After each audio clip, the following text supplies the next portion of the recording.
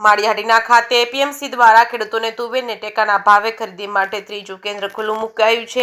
APMC દ્વારા વાંદરવાડ સહકારી મંડળીની મધ્યસ્થી તાલુકાના ખેડૂતોને તુવેરના પાકના પોષણક્ષમ ભાવ મળી રહે તે માટે કેન્દ્ર ખુલ્લું મુકાયું છે। આ તકે પૂર્વ તાલુકા ભાજપ પ્રમુખ મોળુભાઈ ઝુંઝિયા, માર્કેટયાર્ડના પ્રમુખ કાનજીભાઈ યાદવ, પ્રકાશભાઈ રાઠોડ સહિતના આગેવાનોના હસ્તે ખુલ્લું મુકાયું છે। ખેડૂતોએ પોતાનો પાક વહેલી ઓનલાઈન નોંધણી મુજબ પોતાના ક્રમ આવે અને મંડીમાં વેચવા આગેવાનો દ્વારા કરાઈ છે અપીલ। જે કેસની ગુજરાતી સાથે પ્રતાપ સોદિયા, માળિયાહાટીના ગામે તુવેર ખરીદી કેન્દ્ર ત્રીજા કેન્દ્રની શરૂઆત થઈ ત્યારે સરકારશ્રીનો અભિગમ એવો રહ્યો છે કે જે ખેડૂતો છે એને દરેક ખેડૂત જણસીનો યોગ્ય પોષણક્ષમ મૂલ્ય મળે એના માટેનો મગફળી, એના પછી આ તુવેર, આવનારા દિવસોમાં ચણા એની ખરીદી થવાની છે। અત્યારે આપણે આપણા જિલ્લામાં ઇન્ડી એગ્રો દ્વારા આ ખરીદીની શરૂઆત થઈ।